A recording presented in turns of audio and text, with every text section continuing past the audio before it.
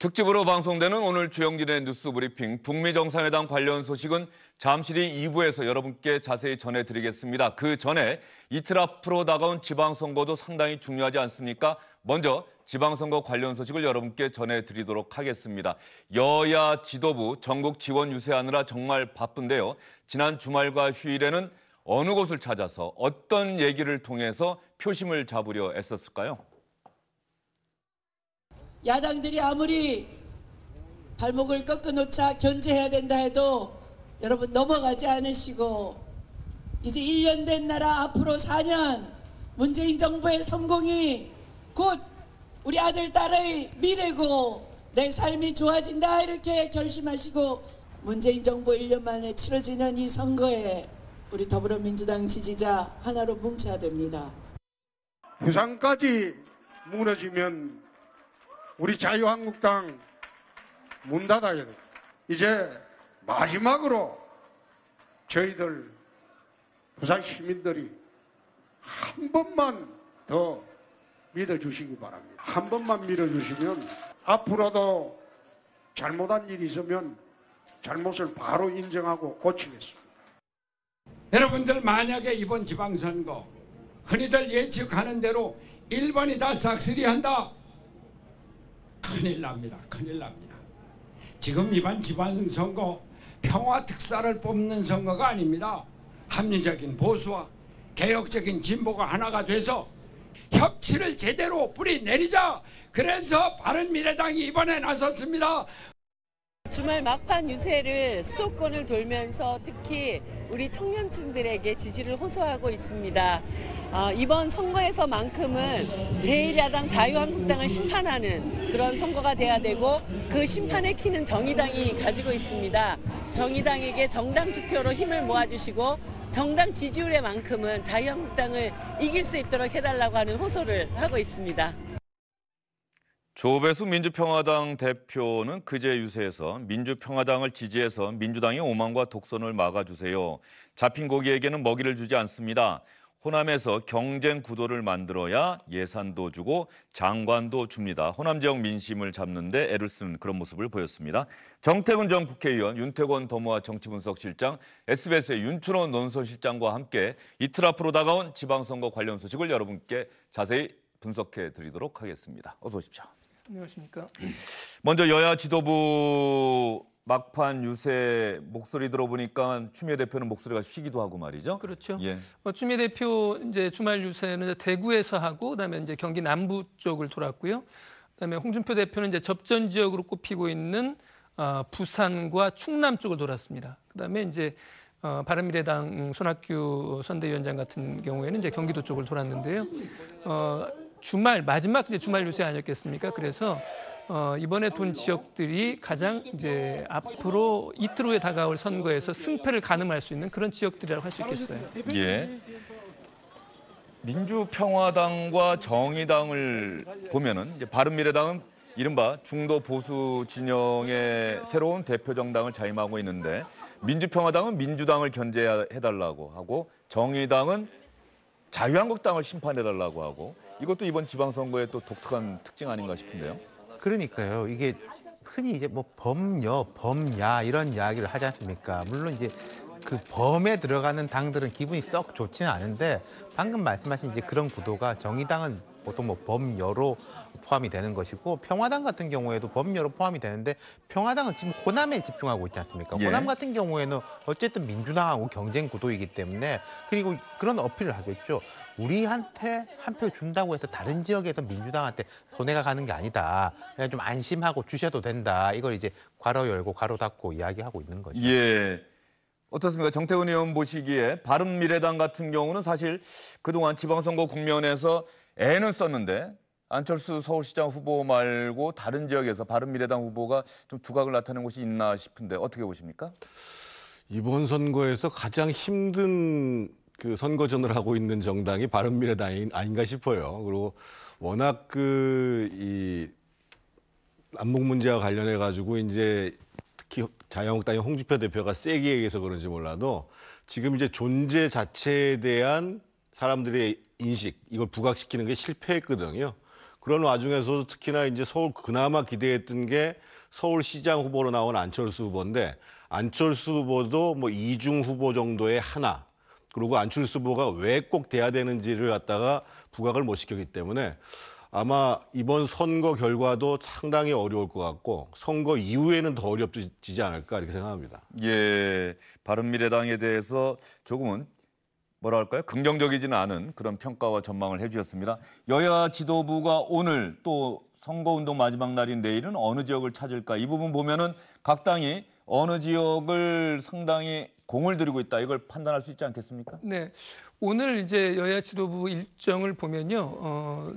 추미애 대표 같은 경우는 이제 경남을 돌았고요, 오전에. 경남이요? 그래서 지금은 이제 서울로 올라오는 중이에요. 그러니까 경남, 서울에 이제 주력하고 있는 것이고, 홍준표 대표는 오늘 지금 지역 지원 유세가 일정이 지금 잡혀 있질 않아요. 이걸 봐서는 마지막 판세 분석에 좀 주력하는 그런 인상이고요. 대신 이제 김성태 대표가 이제 서울 지역을 지금 돌고 있습니다. 그다음에 이제 바른미래당에서는 인천하고 경기 쪽에 이제 손학규 선대위원장이 가서 지금 지원 유세를 벌이고 있는 상황이고, 그다음에 민주평화당은 역시 전남 지역에 조배숙 대표가 지금 가 있는 상황입니다. 예, 알겠습니다. 여야 지도부 모두 바쁜데 홍준표 대표는 오늘 또 지원 유세를 하지 않는다 이런 이야기를 윤춘호 논설실장께서 해주셨습니다. 그런데 지난 주말과 휴일 홍준표 대표의 지원 유세 이야기를 가만히 들어봤더니 홍준표 대표가 그동안 막말하고 있다 이런 논란에 늘 휩싸이지 않았습니까?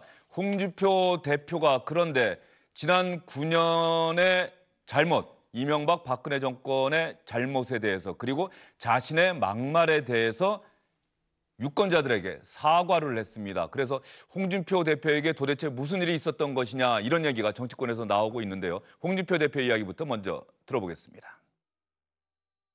정말 부산 시민 여러분들의 실망과 분노에 대해서 저희 당을 대신해서 제가 사과 말씀을 드리고 사죄를 드립니다. 존경하는 부산 시민 여러분, 그동안 우리 자유한국당 실망을 넘어서서 분노에 이르게 했습니다. 정말 죄송하다는 말씀 드립니다.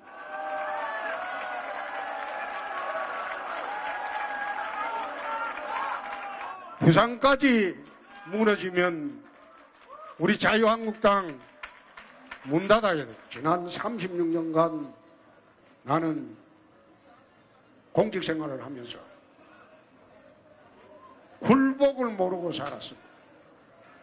그런데 선거 진행되는 거 보면서 국민한테 굴복을 해야 되겠다. 내 잘못한 거 없더라도 잘못했다고 해야 되겠다. 우리 당 잘못했다고 해야 되겠다. 반성해야 되겠다. 내가 곰곰 생각하고 부산 가서는 내 국민들한테 사죄드리고 반성하겠다고 했어요. 오늘 그랬습니다. 이제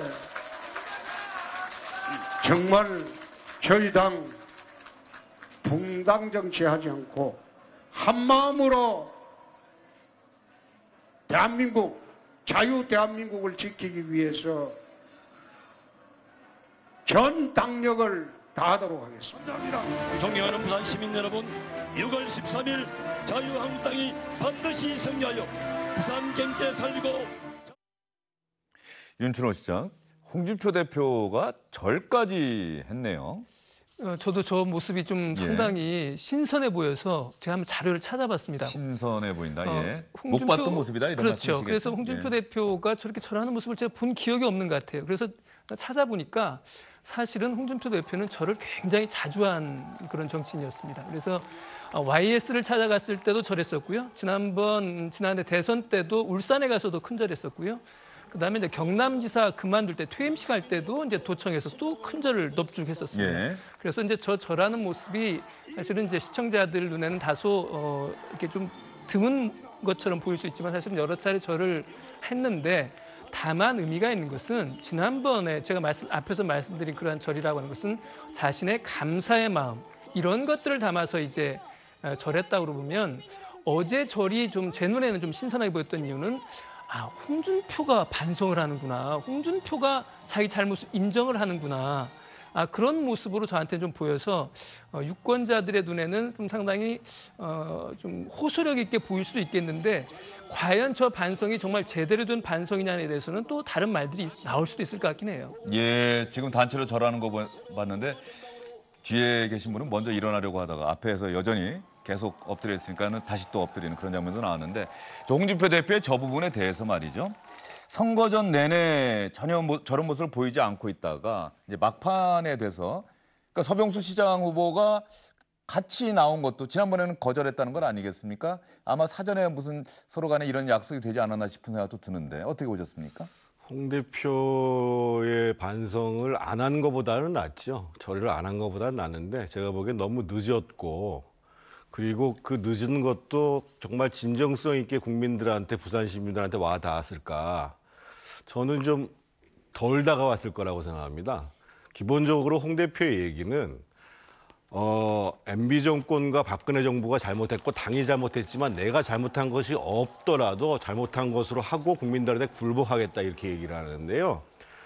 저는 이번에 부산에서 지면은 자유한국당이 망하는 게 아니고 이미 본인이 지난번 대선을 치렀을 때 부산, 울산, 경남 중에서요. 경남만 한 0.7%로 이기고 부산하고 울산에서 큰 표차로 졌습니다. 그러면 왜 부산과 울산에서 그렇게 확고한 텃밭이라고 하는 데서 지지를 못 받았을까라는 것을 그때부터 반성을 했었어야 되는데 그동안 내내 이제 자기 방식대로 진행을 했고 사실은 정말 그 새누리당, 자유한국당에 대해서 제가 보기에도 영남권뿐만 아니라 많은 보수 유권자들이 화가 나 있을 것 같아요. 근데 그 나 있는 것 중에 하나는 뭐냐면 그러면 MB 정권이 잘못할 때 박근혜 정부가 잘못할 때 당신들은 도대체 뭐 했냐는 거죠. 예를 들면 홍 대표 같은 경우는 MB 정권 때 당 대표를 했던 사람입니다. 오히려 그 직전에 안장수 대표 같은 경우에는 그 당시에 정동기 민정수석을 감사원장 시키려고 하니까 당대표가 나서서 이건 안 됩니다라고 해서 대통령하고 충돌이 났던 이런 경우에 비해서 사실은 그동안 이 새누리당, 그러니까 한나라당, 새누리당, 자유한국당이 자기들이 만든 정권이 잘못 가는 데 대해서 역할을 못했던 것을 반성해야 되고 당연히 막말이야 당연히 반성을 해야 되는 거고요. 그런 점에 있어서 여전히 아쉬움이 남는 거고 지금 만약에 절실했다고 한다면 본인의 그런 반성이 도움이 됐다고 한다면 부산을 갈 게 아니라 경남을 갔었어야 됩니다. 지금 경남에 그 김태호 후보가 지금 상당히 쫓아오고 있는 과정이고 그 과정이라는 게 철저하게 자기가 잘못했다, 당이 잘못했다라는 반성에서 시작하는 것이 먹히고 있는 거거든요. 그래서 저는 뭐 안 한 것보다는 낫습니다만 큰 대세에 그 기여를 하기는 어렵다 이런 생각을 했습니다. 윤태호 시장은 진정성이라고 하는 부분이 있죠. 우리나라 정치인들 참 많이 쓰는 말인데 진정성이라고 하는 측면에서 홍 대표의 저 사과, 막말 이 조금 전에 들려드린 발언이 나가지 않았는데 충청남도를 찾아간 자리에서 정말 뉘우치고 반성합니다. 저 개인 문제에 대해서 막말 그것도 사과합니다. 어제 다 사과드렸는데 다시 또 사과할 테니까 좀 봐주십시오. 이렇게 얘기했어요. 막말에 대해서도 사과를 한 거는 대단히 이례적인 것 같은데 진정성에 대해서 어떻게 평가하십니까? 두 가지 좀 짚어보고 싶은데요. 사과나 반성이라는 것은 상대의 기대나 예측 이상일 때 효과가 있는 거거든요. 근데 홍 대표는 이렇게 생각한 것 같아요. 나는 평소에 왜 굴복 안 하고 굳은 사람인데 내가 굽히는 정도면은 국민들한테는 이렇게 크게 다가갈 것이다 라고 본인은 생각하는 것 같은데 국민들 입장에서는 이 정도 이제 절이라는 게 그리고 이게 내용을 보면은 뭐 내가 잘못한 것보다 당이 잘못했고 이런 식의 반복이지 않습니까? 그게 별로 이제 기대 수준에 못 미치는 게 아닌가. 뭐 예컨대 제가 우리 당 이끌면서 덕이 없어가지고 동지들 떠난 동지들도 많습니다. 제가 품지 못했습니다. 하지만 이번 끝나면 우리 뭐 다시 하나 될 겁니다. 제가 무슨 욕심이 있겠습니까? 뭐 당권에 있겠습니까? 뭐 대권에 있을 것입니까? 그런 주어를 이게 나로 돌렸을 경우에는 좀 호소력이 있었을 건데 대체로 보면은 뭐 당이 잘못했습니다. MB 정권이 잘못했습니다. 박근혜 정권이 잘못했습니다. 근데 제가 사과합니다. 이거거든요. 좀 아쉬운 점이 있는 것 같아요. 예. 막말에 대해서 사과를 했다. 이 부분은 어떻게 평가를 해야 될까요? 이거 사실 홍준표 대표는 자신의 발언을 막말이라고 다른 사람들이 비판하는 데 대해서 강한 불만을 그동안 계속 토로해 왔었거든요. 맞습니다. 인정을 한 번도 안 했었어요. 주영진의 뉴스 브리핑에서도 홍준표 대표의 막말성 발언에 대해서 여러 차례 사실은 지적을 하고 저러면 안 된다는 얘기를 저도 여러 번 했고요. 아마 주영진 앵커께서는 더 많이 하셨을 것 같은데 그럼에도 불구하고 단 한 번도 그걸 수긍한 적이 없어요.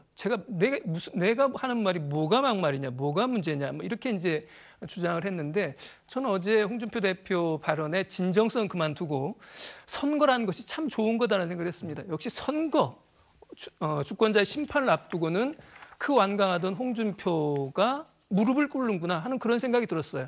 이제 저런 모습이 과연 이제 아까 이제 정태근 의원 말씀하신 것처럼 유권자들에게도 진정성 있는 모습으로 비칠지 여부는 이제 두고 봐야 되는 거지만 어쨌든 주권자 앞에서 자신을 낮추고 무릎을 꿇는 모습은 저는 또 그 지지 여부를 떠나서 평가할 부분 있지 않나 생각도 듭니다. 제가 너무 박한지 모르겠는데요. 이거 좀 전술적 판단인 것 같아요. 전략적 판단보다는 우리 뒤에 이야기할 여유가 있는지 모르겠는데 이른바 이부망천 발언 있지 않습니까? 그런 것들이 결국 연결돼가지고 사람들이 그때 홍 대표도 뭐 안 좋은 말 많이 했지 이런 식의 이제 확산 효과가 있을 수 있기 때문에 이걸 자르기 위한 이제 뭐 그건 이제 좀 똑똑한 판단이죠. 예, 제가 이 팩트 체크 차원에서 홍준표 대표의 페이스북에 올린 글, 3월 31일에 올린 글을 그때 기자들이 많이 기사를 썼는데 이때 홍준표 대표가 자신을 막말 프레임에 가둔 것은 노무현 전 대통령이 자살했다는 말에서 출발한다. 서거했다는 말을 냈다면 막말 프레임이 등장하지 않았을 것이다. 그 이후로 자신이 어떤 얘기를 하든지 간에 다 막말이라고 반격을 시작했다. 향단이, 바퀴벌레, 암덩어리, 연탄가스 이거 다 기억나시죠? 대선 과정에서 잠시만요. 대선 과정에서 다 했던 이야기들인데 또 친밀감의 표시로 영남 지역에서 흔히 쓰는 영감탱이 등 우리가 통상 쓰는 서민적 용어를 알기 쉬운 비유법으로 표현하면 할 말이 없는 상대방은 이것을 품위 없는 막말이라고 매도를 해왔다. 나는 막말을 한 일이 없는데도 그 상황에 가장 적절한 비유를 하면 할 말이 없는 상대방은 언제나 그것을 막말이라며 반격을 해왔다. 이랬던 홍 대표가 사과를 했다. 이걸 어떻게 봐야 되냐 이거죠. 어제 충청도에서 그랬을 겁니다. 그 전날 그 부산에서는 뭐라고 그랬냐면요. 앞으로 사투리 쓰지 않겠다 이렇게 얘기를 했어요. 그러니까 자신의 막말이 사투리로서 일반적으로 쓰는 말인데 다른 지방에서 막말로 들린다 이렇게 얘기했다가 이 대전 충남에는 어떤 일이 있었냐면요. 그 정우택 전 원내대표죠. 이제 그 홍준표 대표를 공개적으로 문제를 제기를 했어요. 문제를 제기를 해서 그랬더니만 홍준표 대표가 뭐라고 그랬냐면 개가 짖어도 기차는 가는 거고 이미 그분들 다 그 자리에 있을 위치가 아닌데도 불구하고 있다라고 해가지고 그 충청 지역의 중진 의원에 대해서 대표적으로 모욕적인 언사를 했거든요. 그래서 그걸 가지고 또 누가 문제 제기를 했냐면 후보로 나와 있는 대전시장 후보 박성현 시장이 문제 제기를 한 거예요. 그래서 대전에서는 충남에서는 그 문제에 대해서 본인이 막말 이거를 인정하지 않을 수가 없는 상황이었던 거죠. 어떻든 저는 실제로 본인이 지금 막말이라는 인식들을 정말 좀 제대로 해서 앞으로 정치 지도자가 국민들한테 유권자들한테 어떠한 태도로 언어를 표현해야 되는가 이 문제에 대해서 홍 대표는 말할 것도 없고 한번 좀 깊이 성찰하는 계기가 됐으면 좋겠다는 생각을 해봅니다. 예, 3월 31일에는 맞는 말을 막말로 매도하는 세상이다. 참 하기 어려운 것이 한국 정치다라고 이야기를 했었는데 그 사이에 홍준표 대표의 심경에 큰 변화가 있었는지 지원 유세 과정에서 홍준표 대표가 자신의 막말에 대해서도 사과드린다라는 그런 표현을 썼습니다.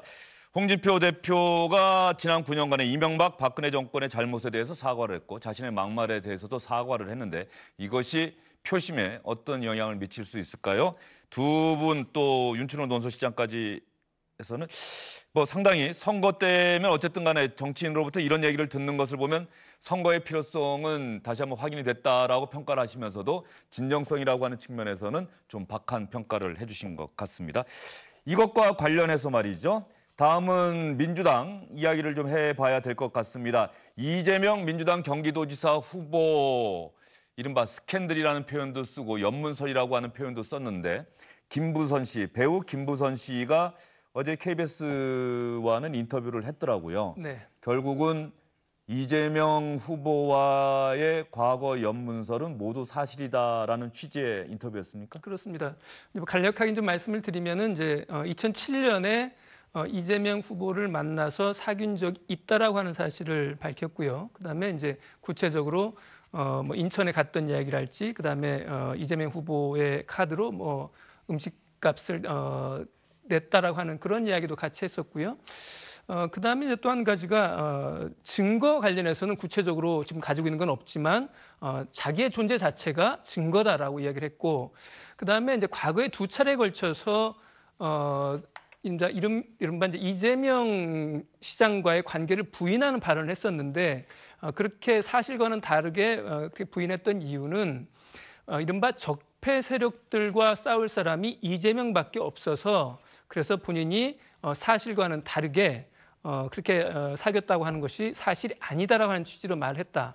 그다음에 또 이제 이재명 후보로부터 이제 협박을 받기도 했는데, 당신 그 대마초한 사실 알고 있는데 내 그 연수원 동기들이 지금 중앙지검 부장들이다. 그래서 한 3년 정도 교도소에서 교도소에 있게 할 수 있다라는 취지의 협박도 들었다라고 하는 취지의 이야기를 했죠. 예.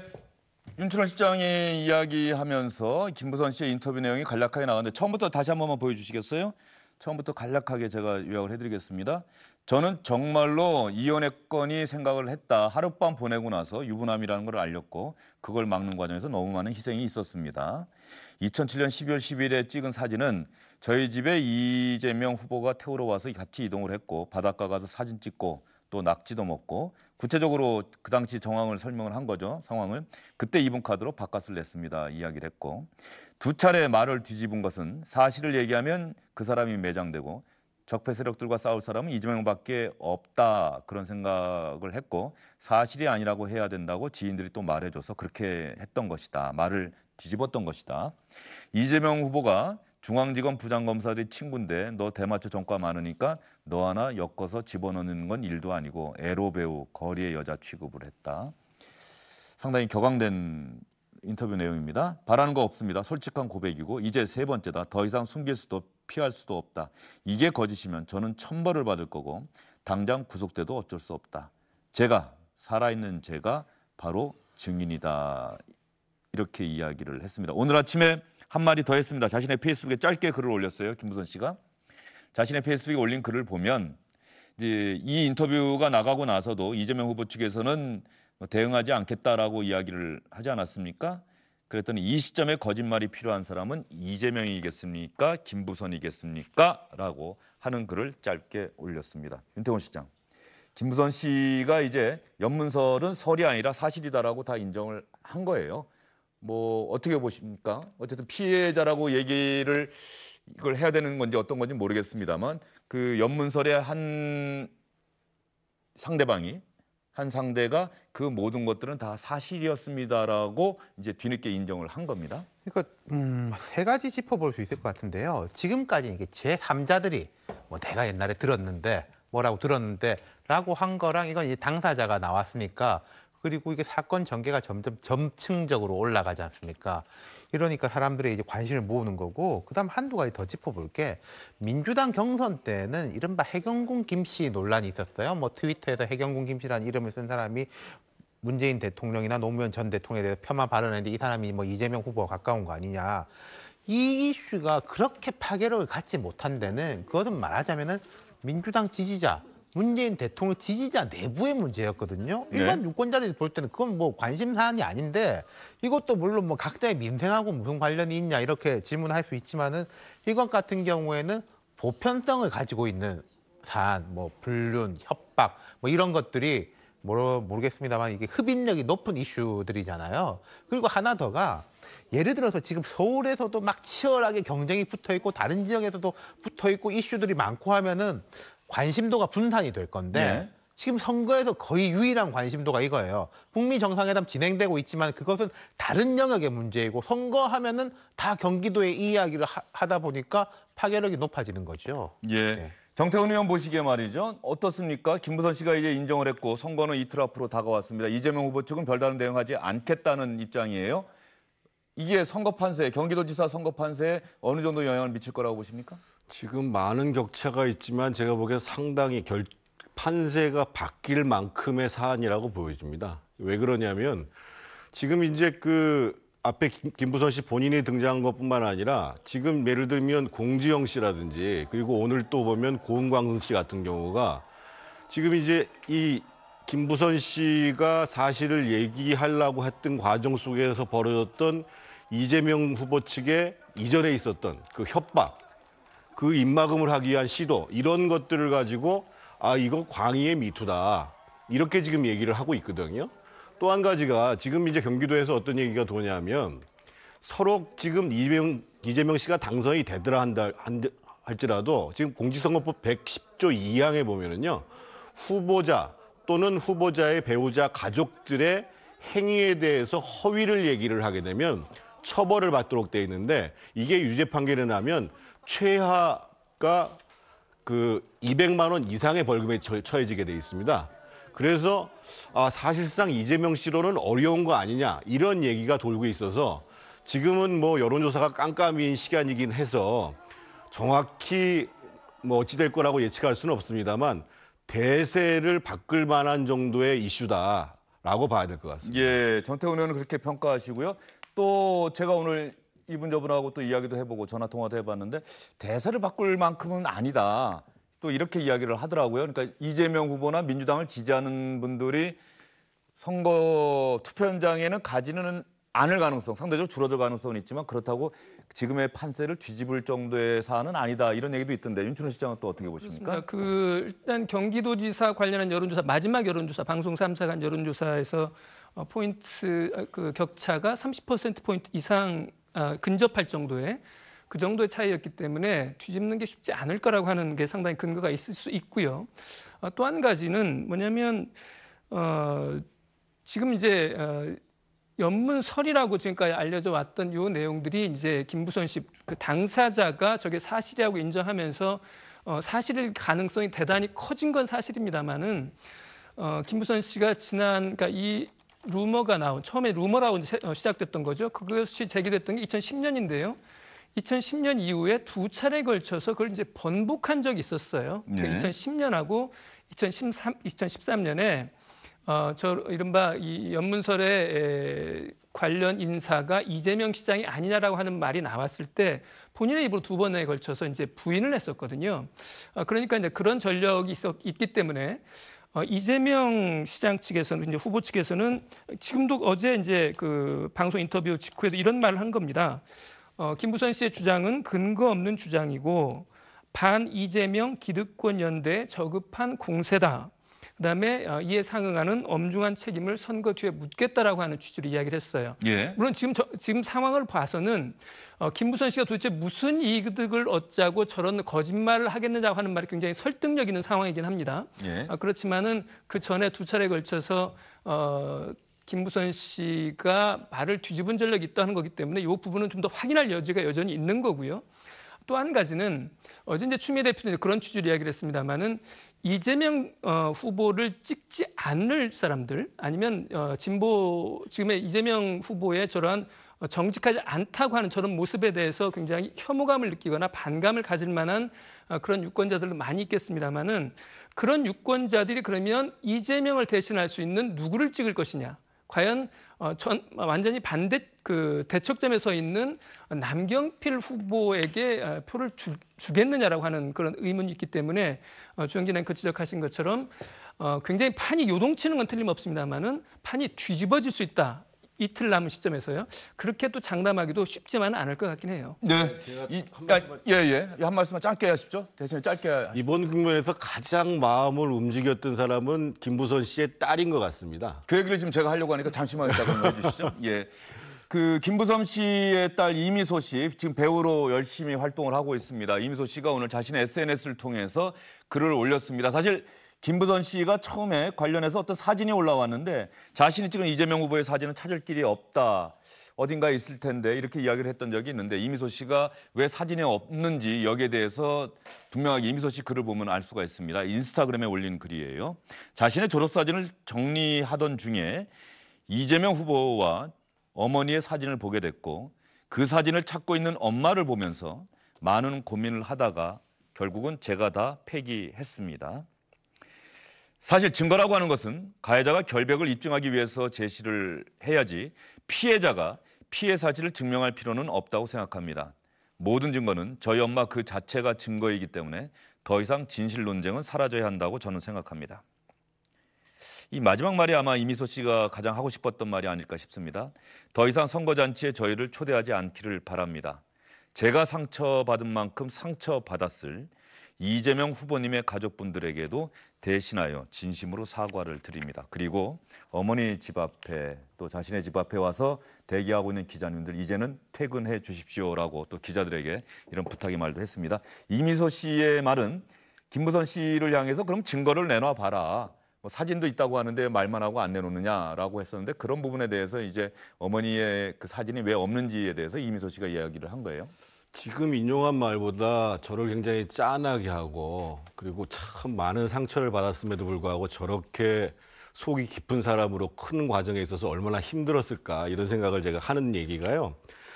2013년도에 보면 손편지를 엄마한테 씁니다. 거기 내용이 이렇게 나옵니다. 김무선 씨가 사실은 그 딸 이미소 씨의 그 손편지 때문에 남녀 관계는 제발 얘기하지 말아달라라고 하는 그것 때문에 사실은 입장을 바꿨다는 거 아니겠습니까? 그 내용 중에 보면은 침묵하고 그를 위해 용서하고 기도해라.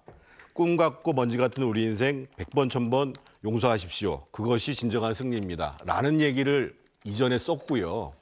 어제 인용한 내용 중에서도 아까 나온 얘기 말고 제가 참 마음이 아팠던 게 뭐냐면 항상 논란의 중심에 서 있는 엄마가 싫었고 그래서 저는 여지껏 어떤 일이든 옳은 일이어도 엄마의 입장에서 진심으로 엄마의 마음을 들어주지 못하고 회피하고 질책하기 바빴습니다. 사실 지금도 여전히 밉지만 엄마가 밉다는 겁니다. 이번만큼도 제 마음을 편하고자 침묵하고 외면한다면 더 이상 제 자신을 사랑할 수 없을 것 같다는 생각이 들어 이런 이야기를 하게 됐습니다.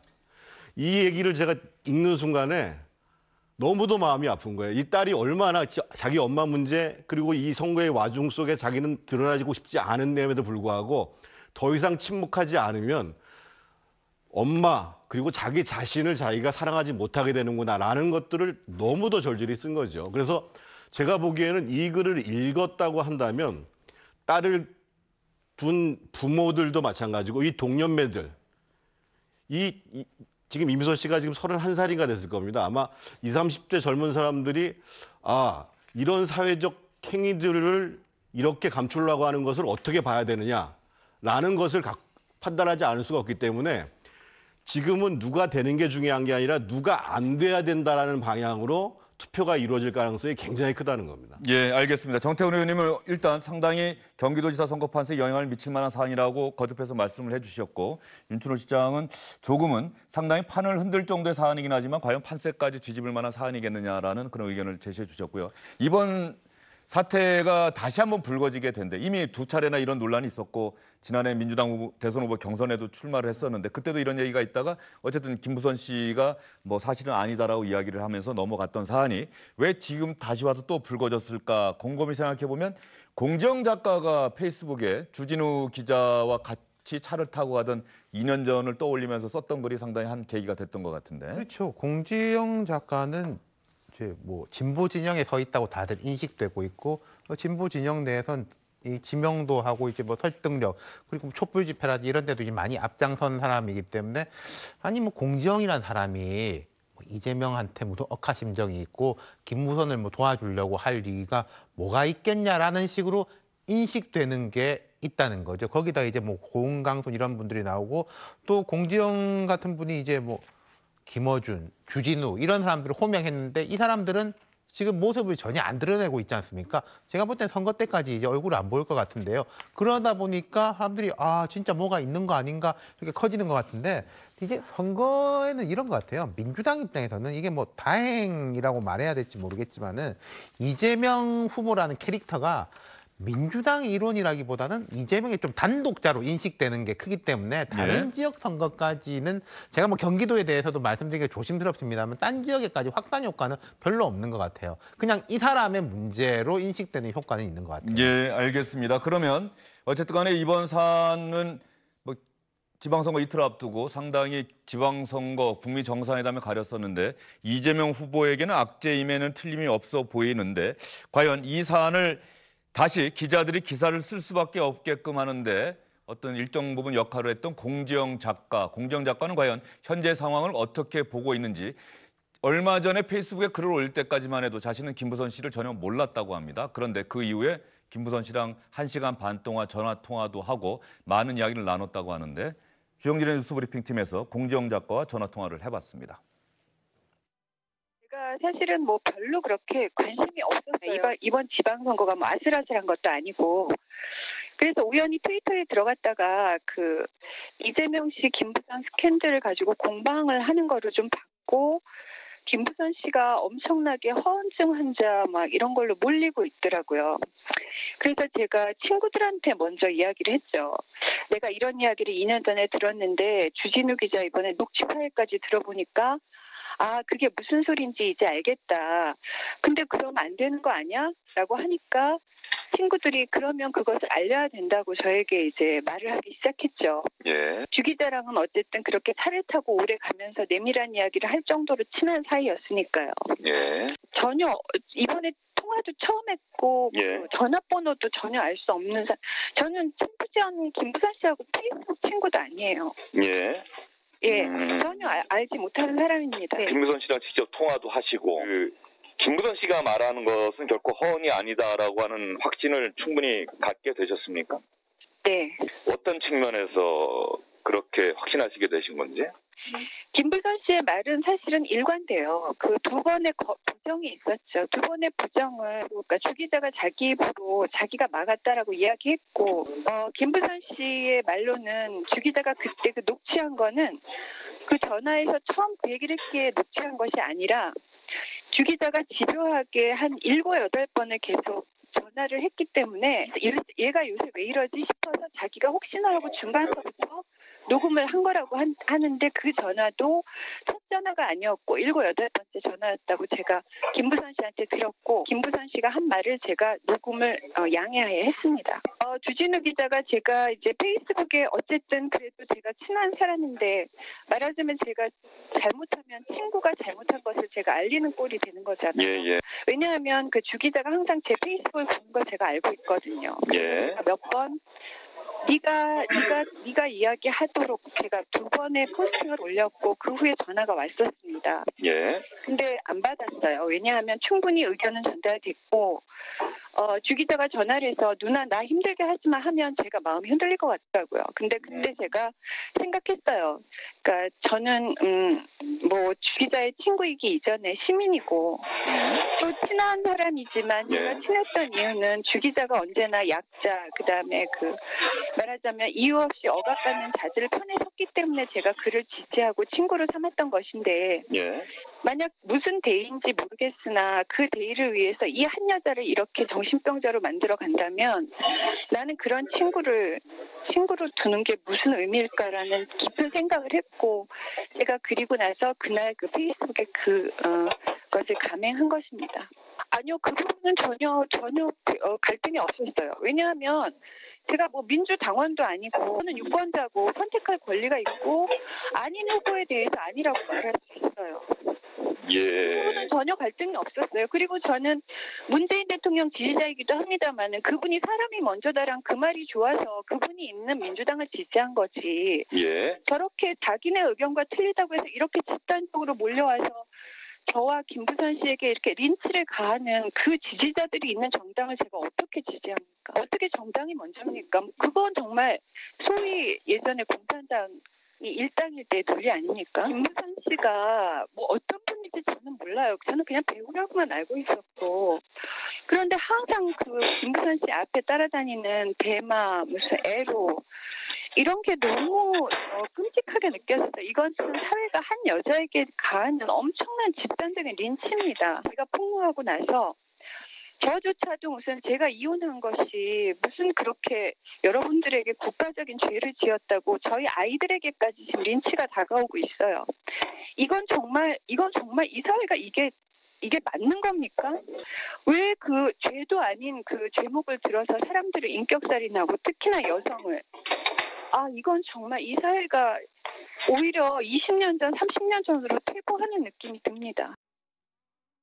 네, 시청자 여러분, 공정작가와의 통화 내용의 밑그림에 공정작가의 또 페이스북 이런 글들이 가니까 혹시 글을 읽으시는데 좀 방해가 되지 않았을까 걱정은 됩니다만 밑에 자막으로 공정작가의 전화 인터뷰 내용을 여러분께 자세히 전해드렸습니다. 이런 상황에서 이제 이재명 후보 측 또 각 정당은 과연 이 사안에 대해서 어떻게 접근하고 있는지를 저희는 좀 봐야 될 것 같습니다. 일단 윤춘호 실장, 민주당은 이재명 후보를 적극적으로 그래도 이재명 후보를 믿는다, 지원한다 이런 입장입니까? 어떻습니까? 공식적으로 그렇게 말하는 당직자는 없어요. 어제 이제 추미애 대표가 이제 경기 남부 지역을 돌았거든요. 거기에서 한 말이 뭐라고 그랬냐면 나중에 좀 싱크가 나올 수도 있을 것 같습니다만은 지금 남의 사생활 뒤지고 이러는데 정작 자기도 지금 자기 가정도 가와 만사생 못하는 사람이 자기 아들도 범죄자인 사람이 그런 말 하는 게 과연 말이 되는 거냐. 경기지사는 일 잘하는 사람 뽑으면 된다.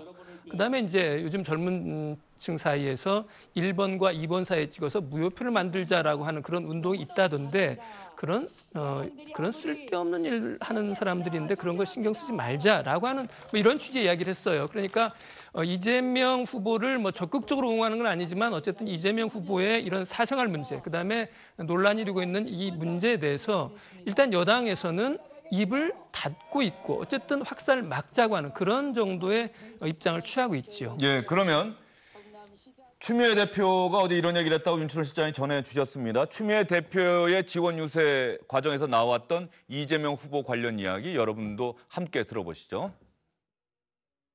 남의 뒤나 파고 있고 남의 사생활 덜 먹이고 자기 자식은 잘 못 가르치고 범죄자인데 자기도 가정생활이 가와반사성이 안 되는데 상대 후보 네거티브만 하면서 경기도민 짜증나게 하는 그런 스트레스 주는 후보 말고 우리 이재명 후보 도와주시겠습니까?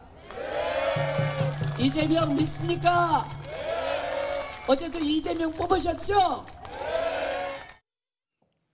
자유한국당 홍준표 대표는 뭐라고 했을까요? 홍준표 대표 이야기는 저희가 화면으로 준비를 해봤습니다. 경기도 폐륜 무상불륜 후보는 사퇴하는 것이 그나마 사내로서 자존심을 지키는 일이 아닐까 생각합니다. 안희정은 사퇴, 정봉주, 박수현도 불출마. 이제 그만 무대에서 내려오시라 이렇게 이야기를 하고 있고요. 하태경 바른미래당 최고위원도 관련해서 이야기를 오늘 했습니다. 한번 직접 들어보시죠. 이재명 후보 정말 거짓말을 밥 먹듯이 하고 있습니다. 오늘 아침에는 이재명이 내놓으라던 사진 증거에 대해서 김부선 씨 딸이 양심 고백을 했습니다. 김부선 씨 딸인 이미소 양이 본인이 이재명과 김부선의 사진을 보았다. 하지만 이 문제가 불거지는 것을 원치 않아서 다 폐기했다라는 증언을 내놓았습니다. 이미 이재명의 거짓말은 국민들 앞에 모두 다 들통이 났습니다. 추미애 대표는 이재명의 거짓말은 중요하지 않다고 합니다. 추미애 대표도 이재명과 함께 끝난 것입니다. 네, 민주평화당의 조배숙 대표도 추미애 대표가 이재명 후보와 함께 엄지척을 한 부분을 지적하면서 상당히 문제가 있다 이렇게 또 비판의 목소리를 냈는데요. 이재명 후보 측의 반은 저희가 오늘 방송하면서 여러 차례 각각 다 한 말씀씩 해주셨는데 저희가 정리해서 다시 한번 분명하게 전해드리도록 하겠습니다. 정치인은 억울한 게 있더라도 감수하고 부덕의 소치로 견뎌내야 할 부분이 있다. 김부선 씨의 일방적 주장에 대한 대응과 반박은 후보나 유권자에게 바람직하지 않다고 판단한다. 대응하지 않겠다. 다만 이재명 후보는 선거운동 과정에서 바른미래당의 김영한 후보 그리고 김부선 씨에 대해서 선거가 끝난 뒤에라도 법적 대응하겠다는 의사를 여러 차례 밝혔고요. 지난 8일 사전투표를 하는 자리에서 제 옆에 아내가 있다. 분명히 말하지만 사실이 아니라면서 스캔들 의혹, 연문설 의혹을 정면 부인하기도 했습니다. 과연 이재명 후보, 김부선 씨의 방송 인터뷰 어떤 영향을 경기도지사 선거에 미치게 될지, 이재명 후보는 또 과연 선거 전이라도 선거 후에라도 어떤 반응을 보일지, 저희가 경기도지사 선거와 관련해서 각 주요 정당의 후보들 주영진의 뉴스브리핑에서 인터뷰를 했습니다만 이재명 후보는 일정이 맞지 않아서 모시지를 못했습니다. 내일이 선거운동 마지막 날인데 전화를 통해서라도 이재명 후보 측의 입장을 들을 수 있도록 한번 애를 써보도록 하겠습니다. 지방선거 관련 소식 시간은 얼마 남지 않았습니다만 한 가지 소식 짧게 여러분께 전해드리도록 하겠습니다. 정태욱 이제는 전자를 붙여야 될 것 같습니다. 전 대변인의 인천 시민들 비하 발언이다. 이런 얘기 아마 시청자 여러분 많이 들으셨을 겁니다. 어떤 내용이었는지 일단 같이 들어보시죠. 예를 들어 서울에서 살던 사람들이 이혼 한 번 하거나 직장을 잃으면은 저 부천 정도 갑니다. 부천 있다가 또 살기 어려워지면은 그럼 저기 그 인천 가가 중구나 남구나 이쪽 갑니다. 이 이부망천이라는 표현을 직접 쓴 건 아니고 이 말이 나오고 나니까 SNS 이용자들이 만들어낸 말인가요? 이부망천이라고? 그렇습니다. 이부망천이라는 말은 이제 정태욱 의원의 말은 아니고요.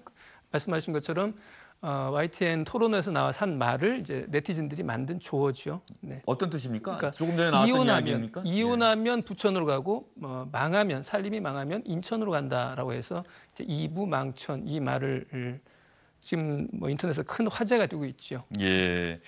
어떤 취지에서 이런 말을 했는지 좀 궁금해요. 인천 유정복 후보를 지원하는 입장이었을 텐데 같은 자유한국당 소속이었을 테니까. 그렇죠. 그러니까 이제 말은 이렇게 된 겁니다. 정태욱 전 대변인이 이제 방송에 나와서 인천의 실업률이랄지 가계부채랄지 자살률이랄지 이혼율이라는 게 대단히 높다. 그런데 이것은 유정복 시장이 잘못해서 이렇게 된 것이 아니고 원래 인천이나 부천이라는 데가 좀 어려운게 사는 사람들이 있는 데라는 취지로 이야기를 하면서 이제 지방에서 서울 수도권으로 올라올 때 제대로 된 직장을 잡은 사람들은 인천이나 부천이 아니라 서울로 가고 좀 어려운 직장을 잡은 사람들은 인천이나 부천으로 간다. 그렇기 때문에 원래부터 실업률이랄지 가계 부채랄지 이런 것들이 안 좋을 수밖에 없는 그런 지역이다라는 말을 이제 설명하는 과정에서 이 말이 나온 거죠. 예, 정말 부적절한 말인 것 같습니다. 인천에 사시는 분들이 들으시면 기분이 안 좋았을 것 같은데 정태욱 의원님 이 발언 때문에 자유한국당이 난리가 났어요. 징계위원회 소집한다고 하니까 결국은 정태욱 의원이 내가 스스로 알아서 탈당하겠다라고 나갔고 유정복 인천시장 후보 같은 경우도 정태욱 의원의 제명이나 이런 강력한 조치를 요구하지 않았습니까? 지금 그나마 부천이라는 데가 경기도에 속해 있잖아요. 그나마 이제 그 반전이 이루어질 가능성이 이루어지고 있는 지역에서 반대로 지금 이 자유한국당 역시 문제야라는 인식을 줄 수밖에 없는 심각한 발언이고요.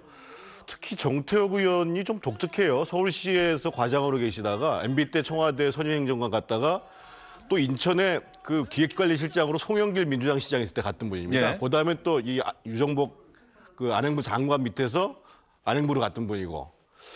근데 인천이 그동안 열린 도시로 인천의 표가 always 인천이거든요. 그래서 근본적으로 도시가 바꿔나가겠다라는 것들을 누구보다도 잘 알 텐데 저런 발언을 어떻게 했을까 저는 도저히 이해가 안 됩니다, 사실은.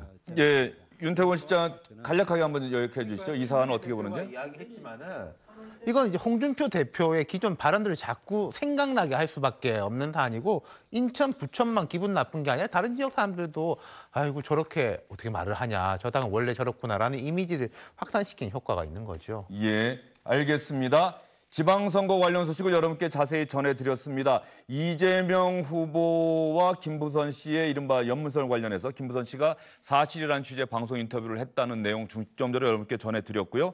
그리고 정태욱 전 자유한국당 대변인의 이부망천 발언, 이것이 왜 부적절한 발언이었는지에 대해서도 여러분께 간략하게 소개를 해드렸습니다. 세 분 오늘 수고 많으셨습니다.